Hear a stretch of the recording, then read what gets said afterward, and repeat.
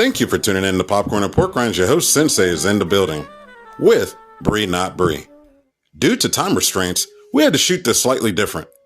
Well, take it away, Bree. I got into Magic the Gathering when my friends played, and we went to Walmart and they were like, oh, let's look at cards. And so we looked at the cards, and then someone there looking at Magic the Gathering cards was like, you should come check out the LGS. And so immediately we all left Walmart, went to the LGS, and yeah, that was it. Like, they played for a while, and I helped them build some decks or whatever, but I still wasn't playing. And yeah, so then I went to a draft, and they were like, just make sure you get these cards out of the pack first. And they were like, I had no idea. I didn't even know that you could tap. Like, I thought when you tapped mana, it went away. And this was about 4 or 5 years ago now, maybe 6. I'm not sure. It's been a while, but essentially my friends played, and so I wanted to hang out with them. And in order to hang out with them, I had to play too. Magic the Gathering and OnlyFans. I decided to do that because at this point I had already loved Magic the Gathering. I'm going every weekend to the LGS, building decks, having fun. And I was like, you know what? Let's cross this over and let's have some freaking fun with it. I mean, there's a few other content creators out there that do Magic the Gathering. None that quite do it. None of us do it the same, if that makes sense. There's so many different assets. I stream spicy spell table games. That was the main thing of what I did. And it was a lot of fun, and I have learned an incredible amount of Magic, and seeing different decks and being able to play with people all over the world. People from France and England and Australia. Somehow they found me, and we've played games, and it's amazing. The experience itself has been nothing short of amazing. My online presence with social media, I mean, that's a lot to unpack here. When I was exclusively on TikTok and Instagram, nothing but love. Except for the fact that, like, I had 4 or 5 accounts get banned. And then I met you on TikTok, and you invited me to Facebook, and that has been both rewarding and a shit show equally at the same time. I've enjoyed it though. I mean, I had fun. My tenure as a mod in one of the largest Magic the Gathering groups on Facebook. How was your time spent there? Well, I'm not gonna lie and say that it was the best experience, but it wasn't the worst. Unfortunately, when you're being put out there in front of over 100,000 people, it was scary. I didn't think that my post would do as well as they did. And I also wasn't expecting all of the hatred that came with it. So it was very interesting, extremely interesting to kind of go through that.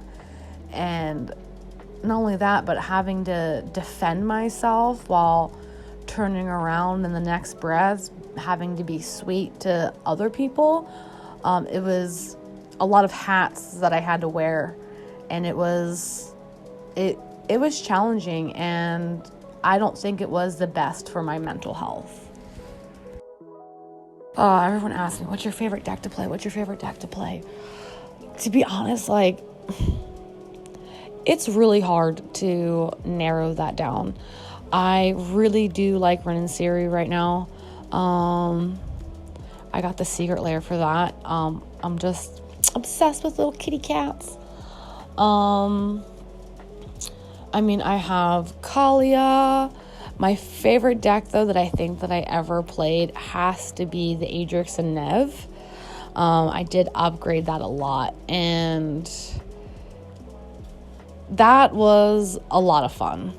And I did upgrade the Willow Dust Commander, Willow the Essence Seer.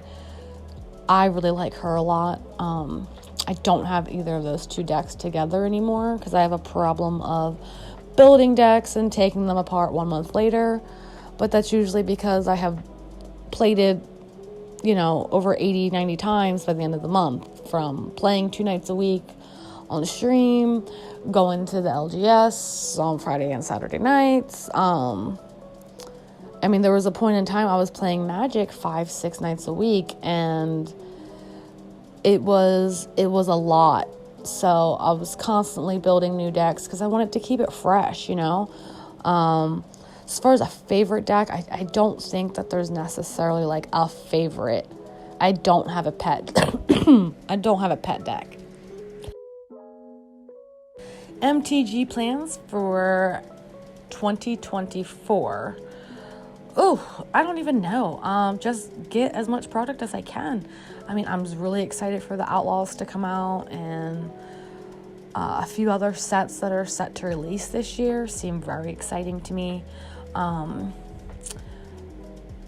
By the end of the year, I would like to have all of the dual lands, but again, that's pricey, so we'll see where the Magic world takes me. Right now, I'm an admin for the women's only group, and that has been a lot of fun. It's not busy. There's not a whole lot of adminning to do. We don't fight. We don't call each other names. We don't say reading the card explains the card. Everyone there seems super helpful and caring for one another. And, we all want to see each other grow and succeed.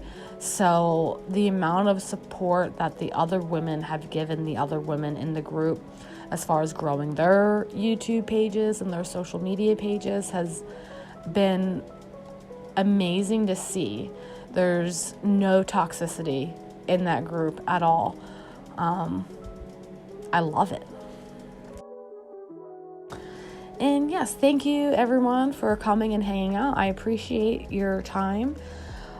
I can be found on Facebook for Bree, NotBrie, BREE, not BRIE. TikTok, Instagram, Twitter, all of the places. I do have my own Discord server, which is a lot of fun to hang out in. Again, that's also not a toxic place. A lot of people there are pretty friendly. Sometimes I run leagues. It really depends on the interest. When you keep running them back to back each month, it tends to be redundant, but so far it's been the time of my life. Thank you. And I hope you guys have a magical year. All right, you old MTG heads, check it out. Do you love the idea of old school Magic, but are too young, poor to have bought 1993 and 94 reserve list cards? Did you love Extended? Type 1.5 for us old guys. Do you still have war flashbacks from Combo Winter? You people probably don't even know what Combo Winter is. Go Google it. If you answered yes to any of those, then do I have a format for you. 95 through 98, Age of Wrath, old school MTG. What is it? Keep it in line with the ideas of old school Magic. This is a format designed to take a look back into Magic's history and maybe dust off some of those old, bad cards you have sitting in that shoebox under your bed. Back to a time when Magic was a little simpler. Big dumb creatures and spells with a novel written on them? The rules.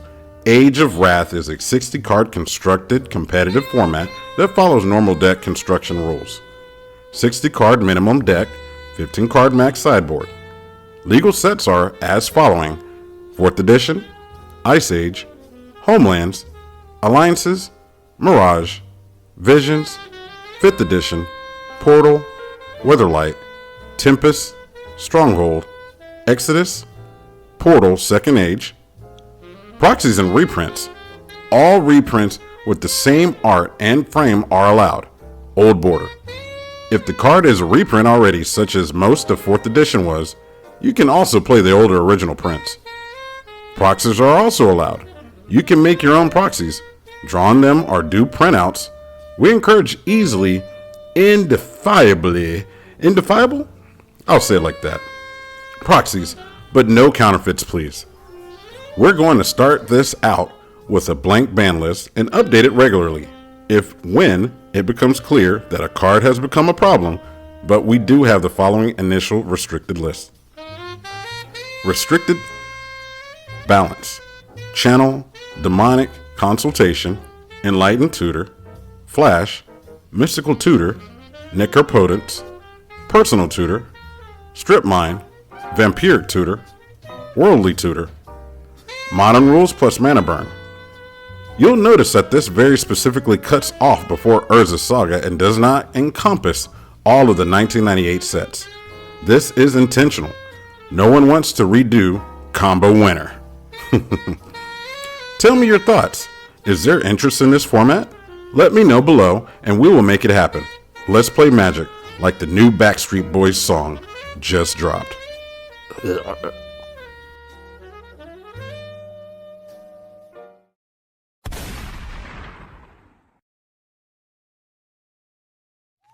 Thank you for tuning in to Popcorn and Pork Rinds. Your host, Sensei, is in the building with, what should we call you?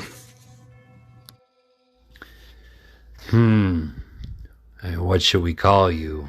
Well, I am a man that goes by many names. But if you will, my name is Jason. Excuse me. My name is Jason. You can also call me Jay. But as of more than recently, I go by March. That is a story for another time. But that's my name and I'm sticking to it. Well, Mr. March, in the background, we have what I believe to be most of the spoilers for Outlaws of Thunder Junction. As you know, Outlaws will be out soon. What are you mostly excited for in this set? Yes, I am. How do I put it?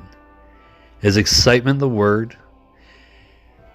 There is a lot of things, especially about Thunder Junction, that are close to my heart. I love the art. I love the setting. I think most importantly out of everything about Thunder Junction, especially with like the plot as a whole, with the lore, are the villains. Oh my God. I love how many villains have shown up in this set.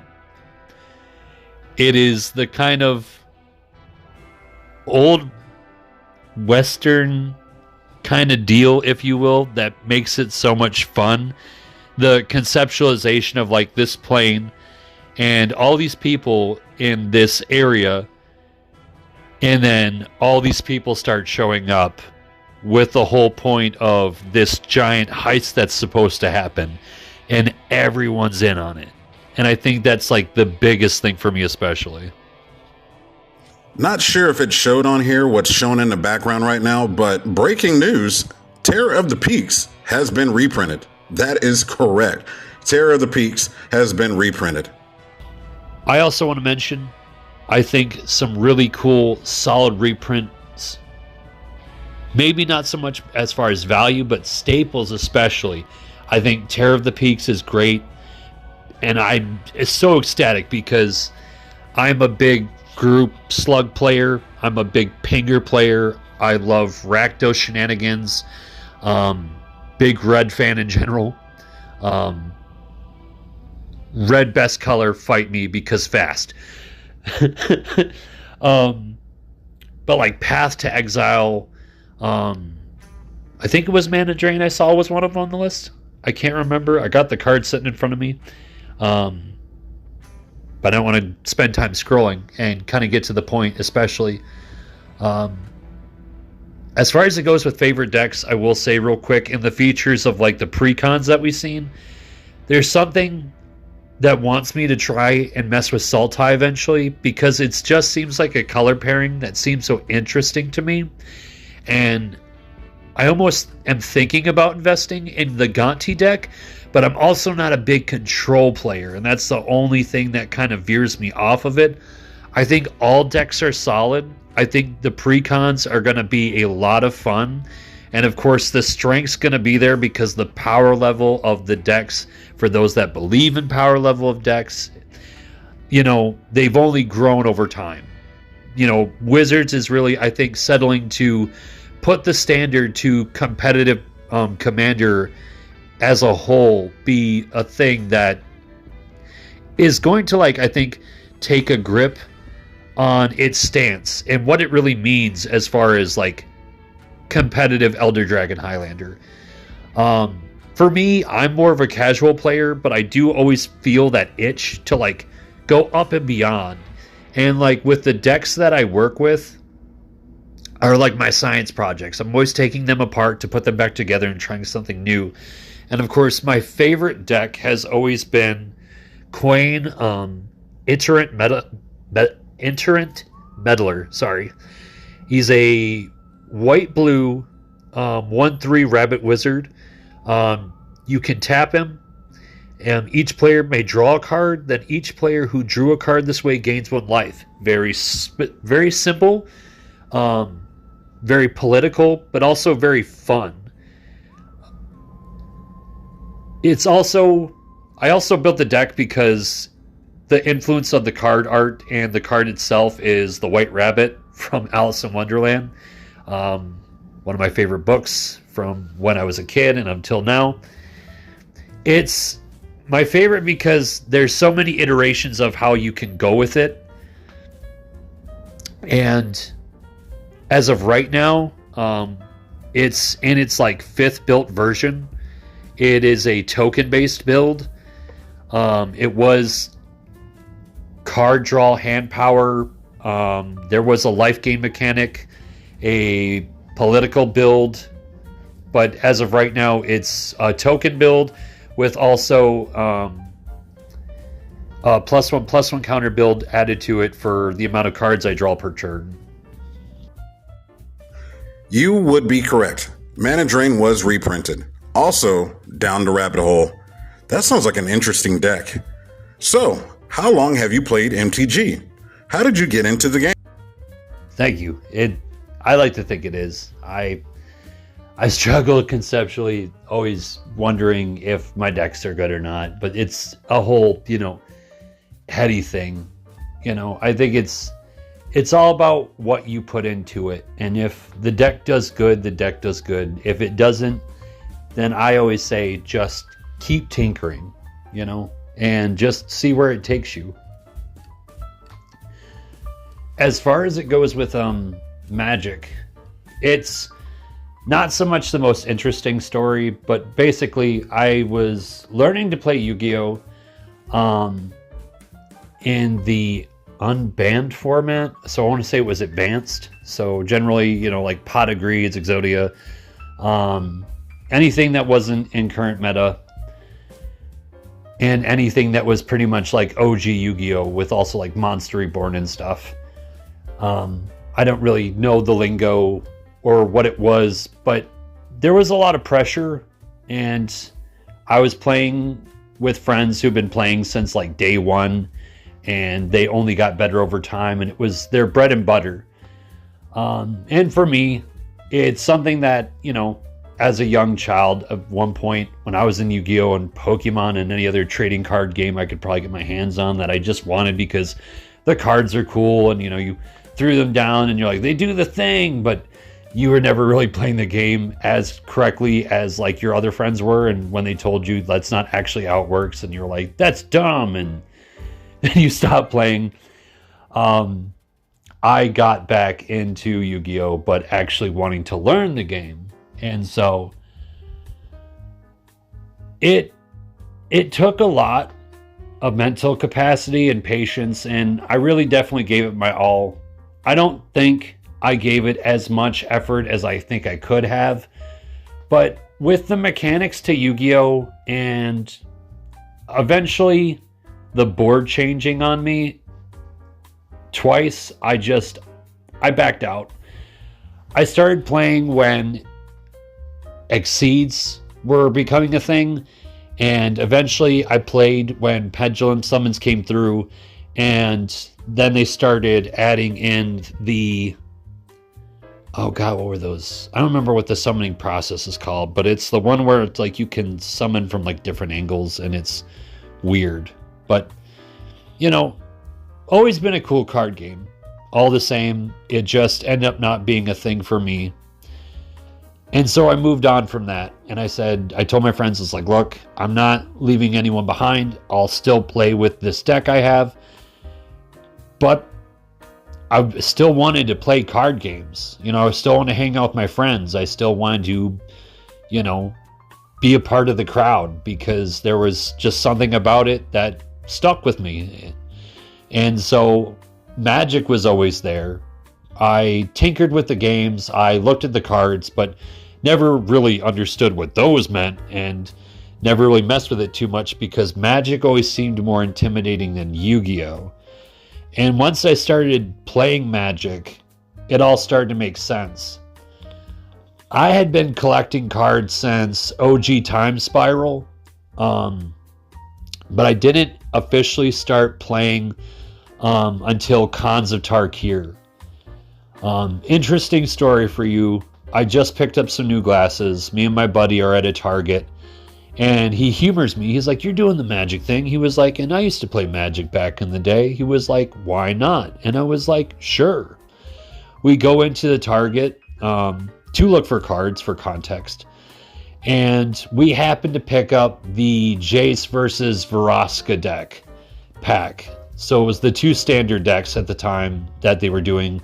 I think like Sorin versus Tybalt and stuff like that. And I'm like, let's get that one, the Jace versus Vraska deck, because I like the way Vraska looks. She's my lady. I don't mess with Golgari, but like I want to eventually, because it seems like a cool color combination, and I'm a Rakdos fan, so I don't think green black is far off from being just as fun.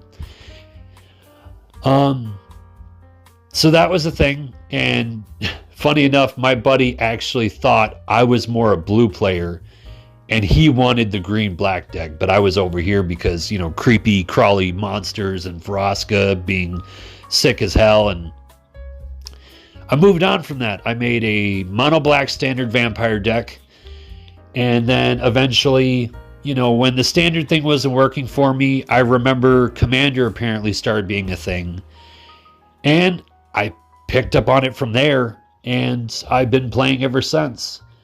And, you know, to this day, it was a lot of give and take from when I was collecting the cards and I tried to learn the game, but just it finally had stuck, you know. And once playing Commander especially, it helped me, I think, learn Magic at a more casual rate. And, you know, the fast-pacedness of Standard at the time was just not my thing, but there's parts of me now that want to go back and actually like understand the structure to deck building with Standard and really grasp that and kind of get on a more competitive level with that.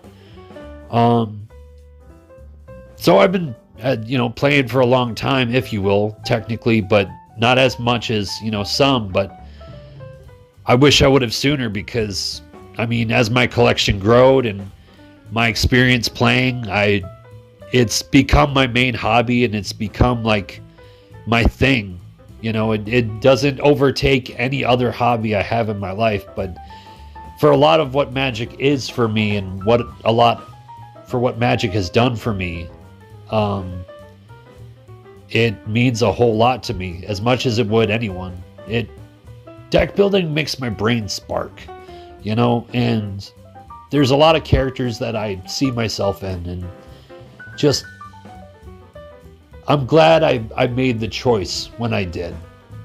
And just as time goes on, and just seeing the game evolve, it only makes me love it that much more. I love that story. I never really messed around with Yu-Gi-Oh!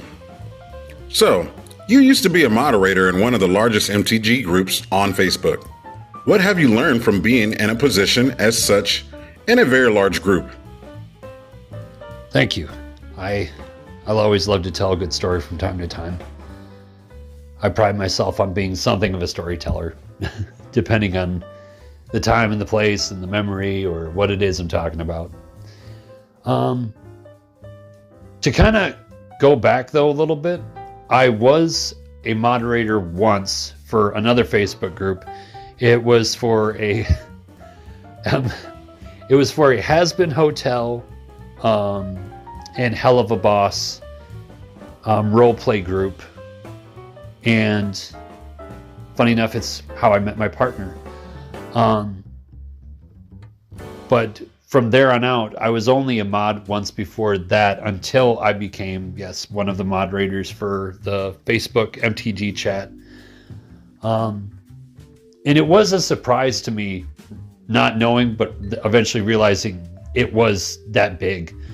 And one of the things I definitely learned from that, especially just with the size alone, was the standard that one would hold to running something like that and keeping a certain sense of pertaining to what it means to keep together a group like that. There's a lot of hard work, dedication, commitment, patience, kindness, understanding, and so much more.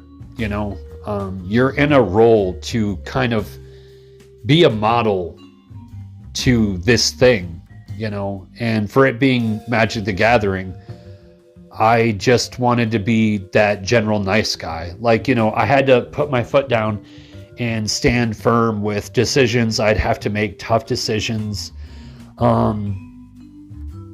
as is such that like I deal with what I do every day as far as work goes, because just the same as with work is what I was doing as being a mod. And the biggest challenge is working with a lot of different personalities. And again, like having a certain sense of understanding, patience, giving things time, having to have really deep thought process to looking into things. You know, there are a lot of common situations that you can't overthink, but you can't overlook either, because the constrictions to things could sometimes be so minute or so large or so much more. The details are not unfathomable, but like there's a structure, you know, it was intense, to say the least, from time to time, you know, because we were always looking to grow and we were always looking to expand. But like for the betterment of the group, for the people, we wanted to essentially try and create something of a safe place, a place where the gathering could happen, you know, as is such as what this game does and what I love about this game. The biggest thing about Magic for me is how it's brought people together of every type of way you can think of, versus social status or just like you can be anybody.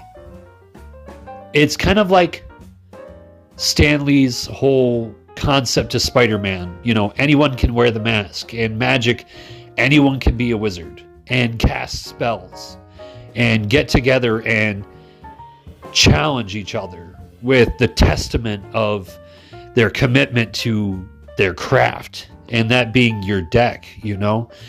It's the uniqueness and the conceptualization of what that means. You know, it's a community and it's thriving. Just as, you know, Wizards makes their choices to try and make sure this thing is always running properly is just the same as how the group would work. You know, there were the trials, there were the tribulations, there were a lot of things that were good, and as many things that also just didn't work out. You know, in my experience, I was very happy with the group. I eventually ended up leaving for my own reasons.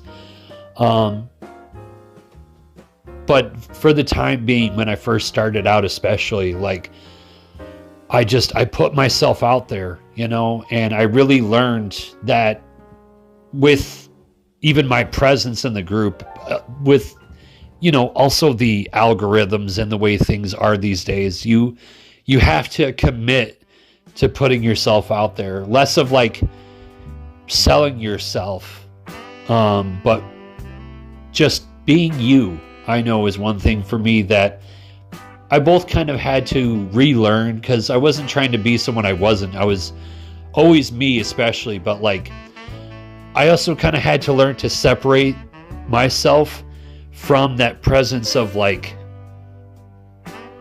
myself as a mod, when you look at it, because, you know, like, I'm a nice guy. I'm very kind and very passionate about this game, and I'm very understanding, but like when I'm working with all these personalities, I had to be aware that that could also be taken advantage of.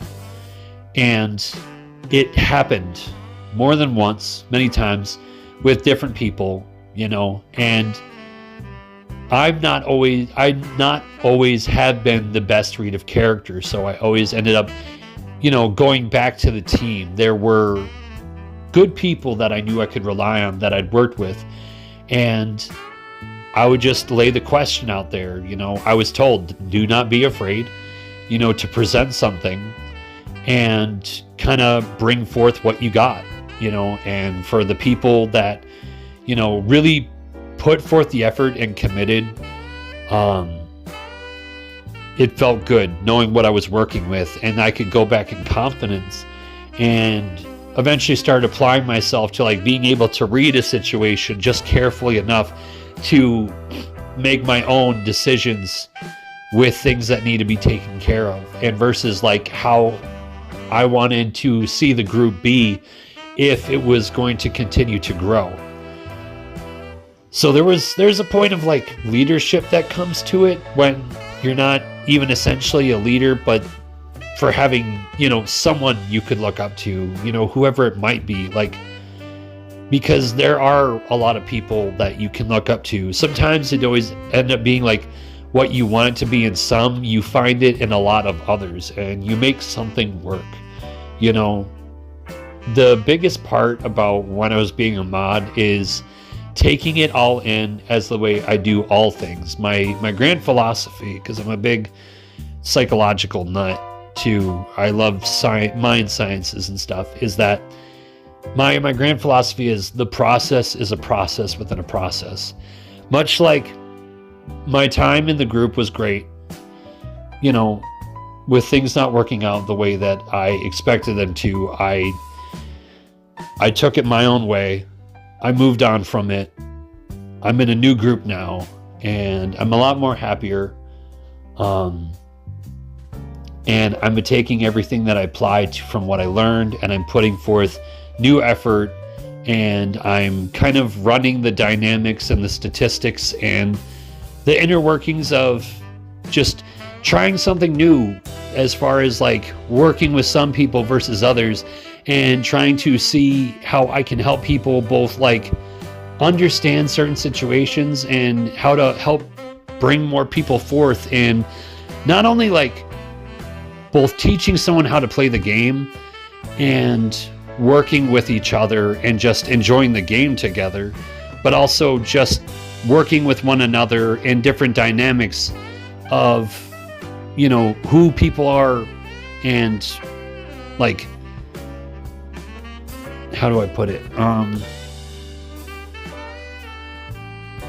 Just in general, just being good people, because not everyone can always agree on things that might happen in a game, or some people are just different from others. And, some people are...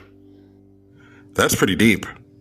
So, what are your MTG plans moving forward for 2024? Yeah, it's just how my head is. It's always deep or not deep, depending on the day. As far as my Magic plans go for 2024, I haven't actually built a deck since last year. I think I bought more precons, and I want to get back to building decks, but also I myself have not actually got into the practicing of making a deck from scratch. So that's kind of one of my first plans in 2024. I'm working on making my first actual deck from scratch. Yes, I have technically net decked, but I've more gotten the reference of things from EDH Rec. And what I told most people is that, I got the statistics of like the good cards or the cards I could afford, because the one thing for me about EDH Rec is that it mainly applies a lot more to expensive cards, where it does go off the range of like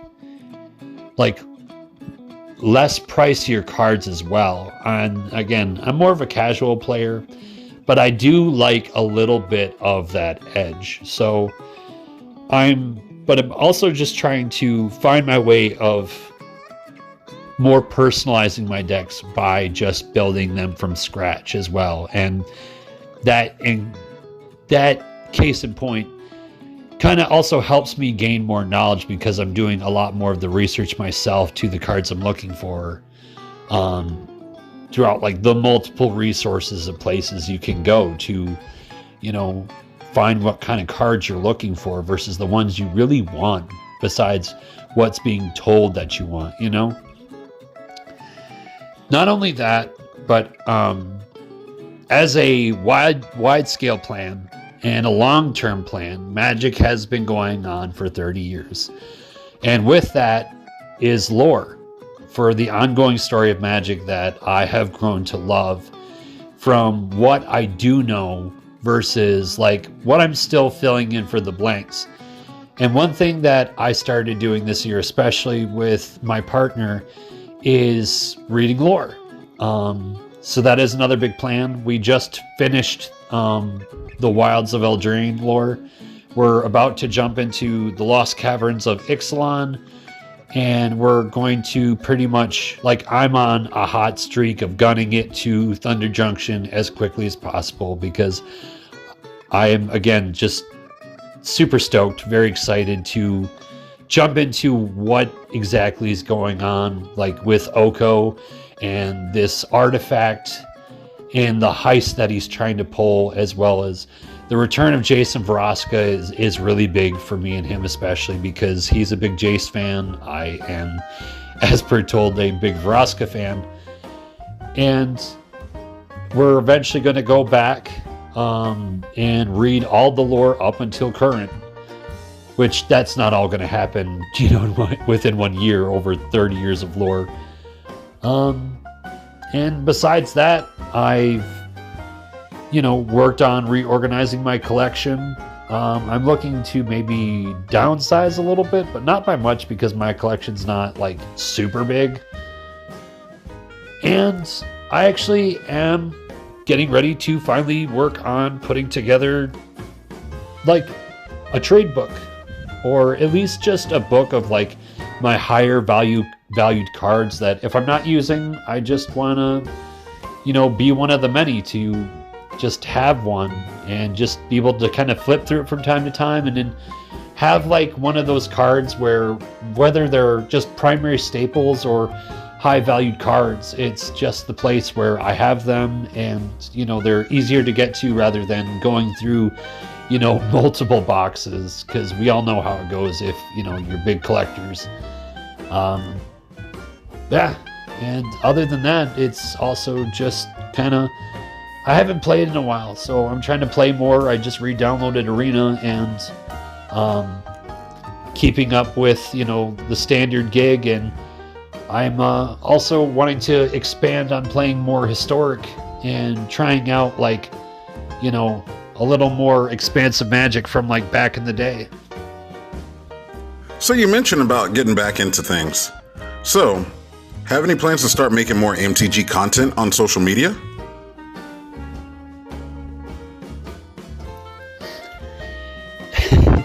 As of right now, and it's funny you mentioned that, it's something that's been on my mind. I had a podcast that I started, and I'm kind of getting my head together on getting back into the motions of doing that, because I've been on a 2-year hiatus now. And that was because of a move and emotions and other stuff I was dealing with. I am also on TikTok and Instagram, and there is talks with me and my friends about us starting to stream. I'm currently paying some stuff off. I want to build a computer and look into possibly getting into the streaming game and doing MTG Arena, maybe Spell Table with friends. It's a curiosity of mine. It's like the dream. I don't think I might ever make it to being an ambassador with Magic, as those that have been doing Magic on YouTube for more years now, like Game Nights or The Professor and Tolarian Community College, and any streamers. I really love Krim, the Asian Avenger, Voxy, and I just love influencers and stuff too, like Tappy Toe Claws. The list just kind of goes on and on. But just in general for myself, I think I would like to promote more content that revolves around Magic on my social medias. It's one of those things where it's I'm just trying to figure out where my start is, and I don't know if that's with pack openings, or the hard part for me is finding the demographic to fit in in finding out what hasn't been done already. Not to say that anything hasn't been oversaturated, because I think Magic is in a good place right now where if you're to get into the game, there's no point in not being able to get information where it's everywhere. But I especially want to be the guy to bring a fresh concept, or at least something that hasn't been touched on. And one of those things for me especially is something I'm kind of working on. I don't know what it is I'm doing with it per se, but it's something I presented. I didn't exactly get as much attention to it, but as I mentioned with the podcast, the biggest thing and the main driving force behind the podcast was the awareness of mental health, and especially for what Magic has done for me mentally, and just a lot of the joy that it brings in my life. I considered the fact of how that affects my mental health, and so I don't know if it's the name I could go with, or what that means for if it's already taken or not. This is a concept of something that's been touched on, or it's a fresh market that's ripe for the taking. But I have the idea of something for mental health and Magic as a name, a trademark to an idea, if you will, just to kind of bring a point of awareness to mental health, but also what does Magic mean to you, and emotionally, because I said, Magic brings me joy. It really, I see how it makes me think cognitively, with deck building, and how in depth I really am. Sometimes a deck can take me, it's as long as I want it to let me take. I could make an easy throw about deck, no matter the colors. And I mean, I know that's a bit far-fetched to say, but it also kind of comes with the experience. Like, are you building something simple as like a typo build with like a monocolor? Or are you going for like something really off the wall, high dynamics? Decks can take me months to build, or they could take me like, if I really committed, a couple days, but it's more months for me. But the process can sometimes also make me go from like being manic or really constructive. And like, I've seen in that what Magic has done for me mentally. And so I'm like, I think that would be a really cool and presentable force to something that could be like the new gain of content that's not primarily focused on, as a whole, you know, with mental health not always being like the center focus of something that should be more often paid attention to. But that's, you know, of course, a conversation for another time. Well, thank you for tuning in to Popcorn and Pork Rinds. Your host, Sensei, has enjoyed his time sitting down with Mr. March and having this long conversation about things in the MTG community. My channel, as you know, is not very niche-y and it's not painted into a corner. I do touch on a lot of different topics. But I completely understand where you're coming from. Well, again, thank you, and everyone and yourself, be well. Peace.